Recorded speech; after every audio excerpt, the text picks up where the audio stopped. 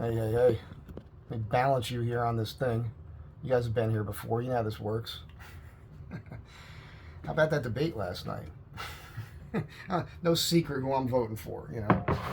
And it's not about like blind love for the guy or anything. It's just I think that he needs another shot because he's the only guy I think who can actually straighten things out. Economy, the wars, all of it. But let's put that aside for a moment. So this is just my take. I'm going to make a couple statements and then I'm going to back it up with my observations. And I'm doing this because I want you guys to be aware of what I'm noticing so that you can apply this sort of thinking in the future. Most of you here probably get this stuff already. So, firstly, I'm not a fan of how he answers some questions sometimes because we've heard him say the same things over and again. And he brings up these talking points from time to time because sometimes he's talking to a specific group, so he kind of feels like he has to. I think maybe that's partly his job. They all do it. She does it all day long. Everybody does it. I think there's a better way to put some of this stuff and smarter, but putting that aside, my take was in the beginning I kind of felt like his attitude was more along the lines of he didn't really feel like he probably had to prepare too much because of who he was going to be dealing with, right? So I get that. He started getting a little more agitated as time went on because it was 3 people against him, It was so funny. She kept saying, we're not the type, to be calling names, but, she's calling him a liar and everything, throughout the debate, saying one thing, doing another. I thought that was kind of funny. But here's the thing. It was obvious to me that she had to have had all those questions beforehand because the way that she answered each one, every time she had a chance to talk, it was 100% rehearsed. That was a performance every single time. Like she had an acting coach. There's no doubt about it. And she does this, she did a couple things that she was successful at. For her side, she was successful, and she was also successful in baiting Trump a couple times. And what I mean by this is, like, he would bring up a point that's serious. She would, when it was her time to speak on it, she would repeat it. And then instead of talking to that point and giving you a solution or anything, she would give you this sob story. Every single time she spoke, she went into an emotional diatribe, some sort of thing. Because here's the thing. Here's a thing that's going to get you emotional so you feel a certain way when you hear that. That's what they do. This is programming. And I know she was scripted because there was a couple things that were said by Trump where she easily could have used it to kind of take him down in a way, or at least she should have addressed it. The first one was that was hysterical to me was when he said these things that he knew about her, and he let it slip. He's like, well, she puts out, he said. Yeah, he literally said she puts out, which is the truth. She slept her way to every position she's ever had, and you can look this up. There's a clear record of this, and sleeping with married men and all of it. So, which is fine. I'm not even judging that. Those have been some of my favorite women in my life, But the fact that he said it was funny, the fact that when it was her time to speak, after he had said that, and she didn't address that, shows you how focused and trained she was on being very dedicated and disciplined about the answer she was supposed to give for that question. She couldn't go off script. Second time with that was notable was just before the second commercial where Trump came out and he said straight up how corrupt the Biden administration was. And even before he became president, when he was vice president, and all the money that they're getting from China and the money coming from Ukraine and everything else. And I was like, holy cow, I can't believe he just said it like that, because that was a debate, man.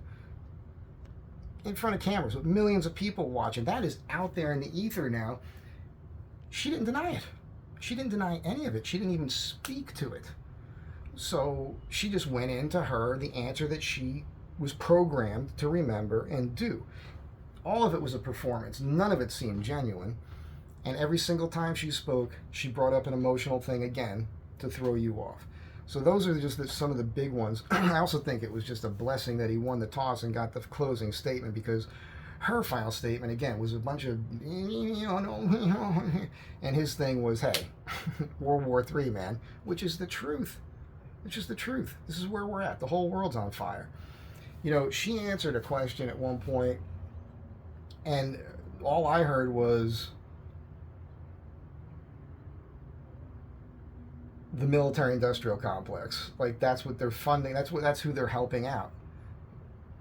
There's everything. And when Trump said that she was sent over there to negotiate a peace, and she talked around that is the truth. That's what she's supposed to be doing. You're not supposed to go into war.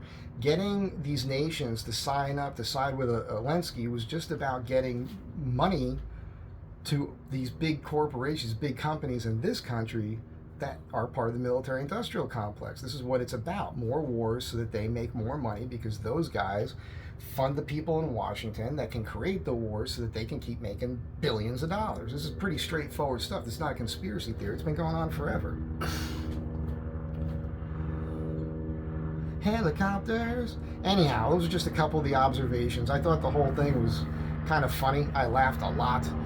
And that's it. Now, the other thing I want to address here is a quick short video for you. It was this comment that I got that's kind of stupid. It was from I can't pronounce it, MATIASKAZAM497. Madakazam, I don't know. I'll read it to you. Dude, your conspiracy theories are outrageous, LOL. It's just one thing after another. The plandemic, rigged election, Bigfoot, fake news, etc. As you never cite your sources. Just like most people who make outrageous claims, your only defense is you can look it up. That's not how it works. The person who makes the claim is responsible for providing the evidence to support their claim. And the evidence needs to be credible in order to be taken seriously, kind of like the court of law. Well, this is not a court of law. I'm not a journalistic major. I majored in journalism in college, and that's not what people are here for. And what he's basically saying is, whatever you read, whatever you hear people saying, just believe it. If it's on television, So that's why this guy probably watches CNN or MSNBC, and he just believes these people, even though time and again they've been proven to lie. But let's take some of these. The plandemic. Yeah, I call it the plandemic because, the China virus, the Wuhan virus, which we weren't allowed to say, even though now it's called that because it came out of a place in Wuhan, China, where the World Health Organization was doing gain-of-function research on these viruses, even though they lied about it. Fauci lied, said it wasn't happening, and then we found out that it's true. Yeah, 100% I believe that was a setup. I don't care about being wrong about it. That's just how I see it. I think that there was a bunch of things there, taking out old people and everything else. But here's another thing that pisses me off about the whole thing, which is the vaccine, which is not a vaccine. Because if you get a vaccine, you're not supposed to be able to get the disease. And if you don't get the vaccine, but you get COVID, and you recover from COVID, which the overwhelming majority of people who got COVID got over it, your immunities that you get from going through that makes you less susceptible to get it again, or if you do get it again, it's easier to get over it again, because that's how the body works. That's how your natural immunity works in your body. So you don't even need to get all these shots. And all these people, I'm seeing it. I'm reluctant to say this because some of these people watch my channel, but I know people who got all the shots and are still getting the boosters. And the ones I know are not healthy. I've been watching their health go downhill. Some of these are older people, and it breaks my heart. And when I talk to them about it, and I don't get into it with them, I just say, do you think it's a good... I don't know where you're getting your information. Like, they right away, they want to turn it into some kind of argument. I'm like, I don't want to argue with you. I'm concerned for you. Well, look at me. I got COVID a few times. Never got a shot, never wore a mask, nothing. I'm freaking healthy, man. So, I'm just saying, there's a whole thing there. And I think that it's pretty obvious that what Trump was doing was he was taking money out of the pockets of the people that are running this planet. And that's why he had to be taken out. That's why they're so out in the open about, I can't think of the word right now, but the way that they're kind of going after this guy. this whole thing with the courts and everything else, just like he said in the debates last night, weaponizing the courts, weaponizing the media, to constantly go after him, saying all these negative things that time and again get proven to be not true. But you don't hear about that. You just hear the attacks and the accusations and the talking heads talking about it and all the what ifs and all the programming where they show you something, they narrate over it, programming your mind with bullshit after they've got you emotionally unstable, which is what she was doing. That was the tactic she used every time she spoke last night. So it's a very simple thing that if you studied psychology in college, you should be able to get this. If you study human nature and people, that doesn't mean, when I say study, I don't mean like, you went to a class and you wrote papers on it. I mean, just observing human beings your whole life. You should be able to pick up on when people are gaslighting your ass or trying to manipulate you. You should be able to pick that stuff up. Clearly, 20 to 30% of the population is just easily gullible with bullshit. That's why these organizations still exist. But this thing, a lot of these cases are already getting thrown out, and on appeal, the rest of them are going to go out because it's all based on bullshit. So I'm just saying, rigged election, I just covered that. Yeah, look, when we watched, before I went to bed on election night, Trump was way ahead. So many votes, there's no way he could lose. I get up in the morning and they find all these new votes for Biden at the same time. And you could look at this if you want to. They're putting paper up on the windows. You couldn't watch them count. Suitcases are being brought out of places, presumably with ballots in them. All kinds of crazy stuff going on. Nothing to see here. Nothing to see here. Come on. I do think it was a rigged election. That's just how I feel. If you want to not like me because it's fine, I'm not going to argue about it. That's just how I feel. I'm over it. I'm not an activist. I'm not holding a sign anywhere. I'm not trying to get you to believe and think the way I do. I'm just voicing my opinion. And I'm okay with being wrong, too. It's just what I think. Bigfoot, yeah, well, I don't have to believe anything anybody tells me because I was within 4 feet of one of those things. It fucked my life up. I didn't go back in the forest for over 20 years. I've done a couple videos on it right here on the channel. Look them up. You'll know the story. But I can talk on that. And maybe one day I will do a video because I've gone way down the rabbit hole on all this, you'll say pseudoscience, that's fine, but all the stuff that's out there, okay? And I will say this, the evidence that we have to prove the existence of it is the same evidence we would use to put somebody in prison for murder. Because we have fingerprints and footprints with dermal ridges that belong to a primate that's never been cataloged. We get hair that comes back as human, right? But it's 4 to 6 inches long, never been cut from a primate that they could tell the age could be in the 30s or the 40s, of age, in the 30s, 30 to 40 years old in that range. A hair that long that's never been cut. I don't think there's a human on the planet that's close to 40 years old that has a hair on their body that's 6 inches long. It's never been cut. There's a lot of stuff like that, and I can go on and on and on with it. But again, it's like I always tell you, don't believe anything I'm telling you. I'm telling you to do what I always tell you to do, what this guy seems to have a problem with, which is if I say something, it turns a gear in your brain, look into it.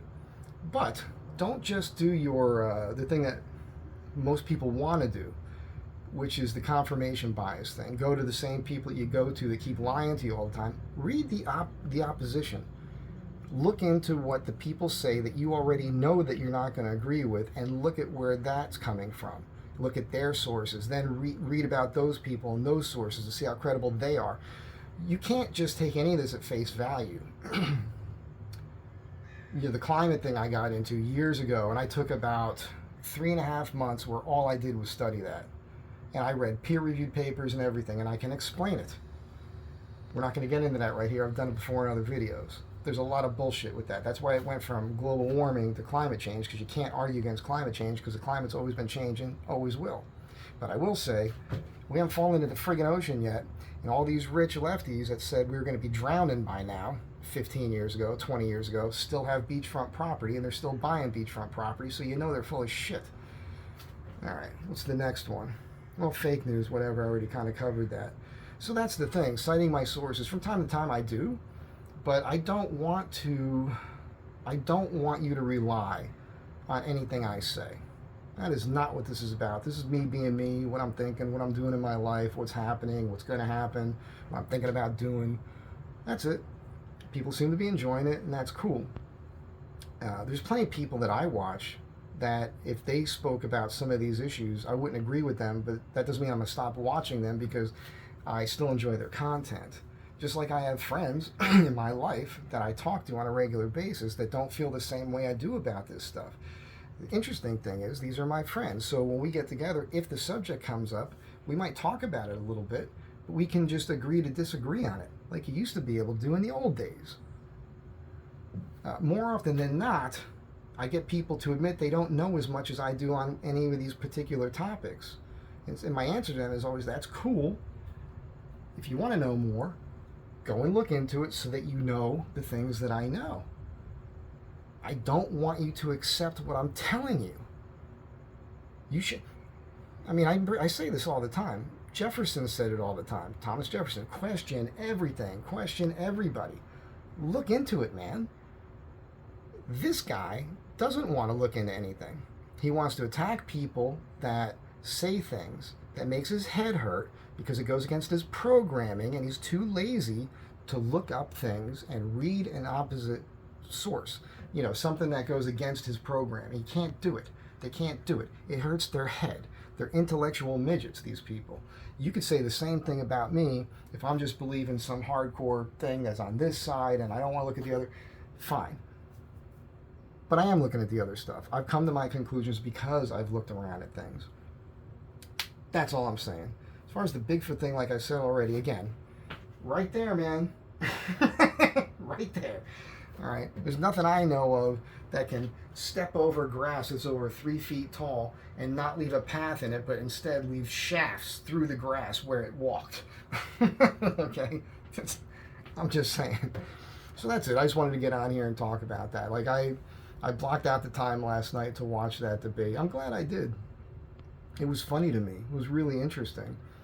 And I think that it was good when Trump spoke up and interrupted, because they were really saying crazy things. Even the moderators said some crazy things, like their opinion, which they shouldn't be doing. But I think that Trump came across as strong, and we'll see how it shakes out. You know, I don't think it's changing anybody's vote. I think last night, basically, if you're already for Trump, you're pretty happy. And even though I'm kind of happy about it, I don't like the way he answers everything, like I said before. Some of the things that he repeats over and over and over again, I've heard it already, dude. You got to change the way that you phrase things. He needs a person. I don't think that people can tell him anything, probably. You know what I mean? I mean, he listens to smart people, but when it comes to this sort of thing, I don't know that he can listen to anybody on that. So, which is good in a way, because he can't really be coached into a way to do things. And I thought that was pretty good because, again, clearly she was coached. Clearly she trained. I think she did for a week, they said. And it was obvious that she had the answers, again, because she was so, they gave her the answers. They trained her on that. That was a scripted performance. She even caught herself misspeaking and corrected it. Like, you don't do that necessarily when you're just off the cuff, you know? You saw her looking down at a piece of paper, writing notes, marking things down. She's going over her notes. You notice Trump?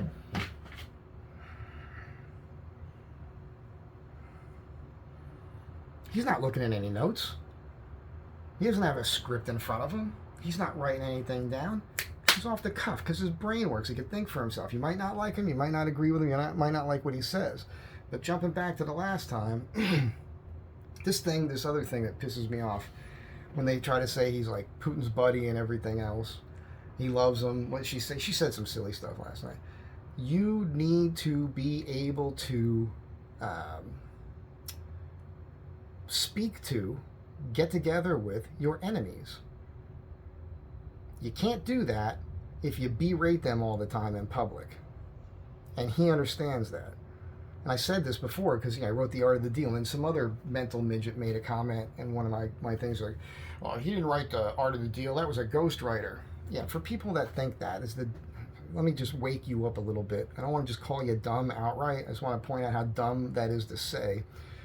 Because ghostwriters don't invent the content of a book. They sit down with the person that has all the ideas, they take all these notes, and then they write it in a format that is clearly legible with some flair. That's why they're professional writers. That's why they're able to do what they do. All right, a lot of the people that you tend to like, or people that are on the side that you're on, have ghostwriters for their stuff too. All right, ghostwriters don't invent the content. That's the implication that you have when that's your rebuttal to him writing a book. He had a ghostwriter. Yeah, so do a lot of people.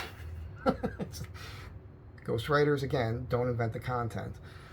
I'm just saying, the guy understands people. He knows how to deal with them. That guy dealt with Democrats for decades, all across the East Coast, New Jersey and New York, Florida, getting things built, getting things done, greasing the wheels, making these deals happen. He knows who these people are. He knows about the skeletons in the closet. You know what I'm saying?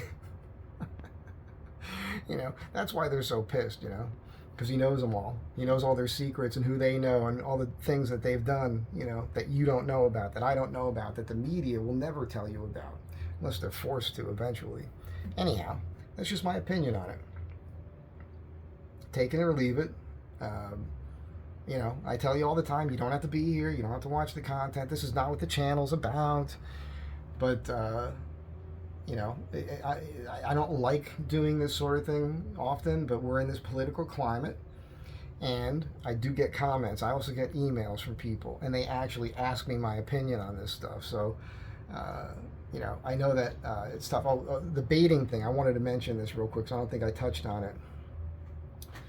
What did she bait? She baited him on a couple things, I said. The big one was where I can't remember exactly what question it was on, but she's using these triggering words that she knows is going to work for him to get him to go off on his little tangents and his tirades, he gets agitated and he's got to address that.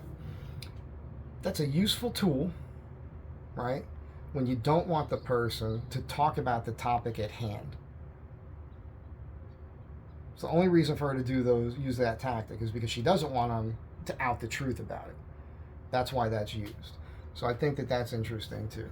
So again, the two examples I gave for her to be scripted, other than you should be able to see it.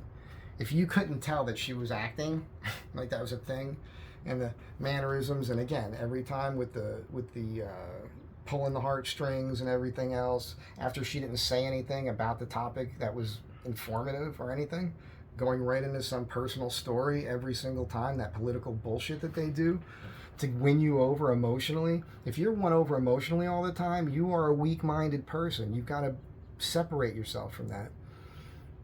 But again, it was when he said that she puts out and she didn't address it, and then before the second commercial where he called out the Biden, Biden mainly, but that administration, for being corrupt and getting all this money from China and everything else. That's 100% true. What's happening with the manufacturing leaving the country that he brought in during his office, going down to Mexico now, because China's behind it. Look, I spent some time in El Salvador last year. There are Chinese billboards everywhere. China is all over Central and South America, pumping money into those economies, buying real estate, building buildings, creating resorts for us. You have to go down there and have a good time. And they're making tons of money. And they're helping out those local economies. Why aren't we doing that? I'm just saying.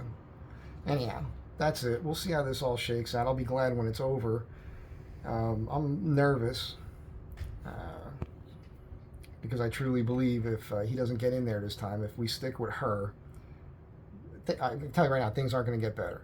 I mean, his closing statements there were interesting because he finally said what I wanted him to say the whole debate, which was, how can we believe anything that you say that you're going to do to make things better when you've been there, part of the team, for the last 3.5 years, and you haven't done any of those things yet? That's the only thing you need to have in your brain. It's the only thing. 3.5 years being in there, gas prices, food prices. I buy eggs. I eat eggs every day. Eggs are through the fucking roof, man. It's crazy, right? You'll notice some prices have come down recently because there's an election in 2 months. This is the game that they play. I'm old enough to remember this happening time and again, over and over again. Don't fall for it. Don't fall for it. That's it. If you're seeing this, it means I posted it because I'm kind of on the fence about it. I don't want to keep talking about this stuff. We'll be doing some watch stuff coming up here again pretty soon, and then obviously whatever else is going on in my life because there's some stuff happening, and I might try to get to Arizona at the end of the month for something, and I don't know. There's something in Tacoma this weekend, but I don't think I can make it because the van has that little leak in the front that I got to deal with. But anyhow, we'll get all this stuff sorted, and you guys will be here for going along for the ride and all that good stuff. And once again, thanks for being here. And look, if I'm offending you, sorry. Not trying to offend anybody, but think about it. If you've been watching me and you think I'm a pragmatic guy and have some common sense and you enjoy my content, and then all of a sudden I said something that upset you, that's okay. But think about why that is. Because I think you already know I'm not a bad guy. Pretty good guy. Not always nice, but I'm a pretty good guy. And I speak my mind. Again, don't care if I'm right. Not trying to always be right. Not trying to be, the most liked guy or anything like that. Just being who I am.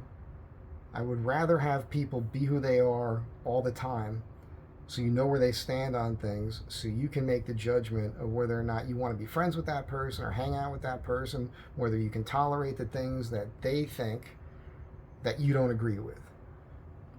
If you only want to hang out with people who already agree with you, that is boring.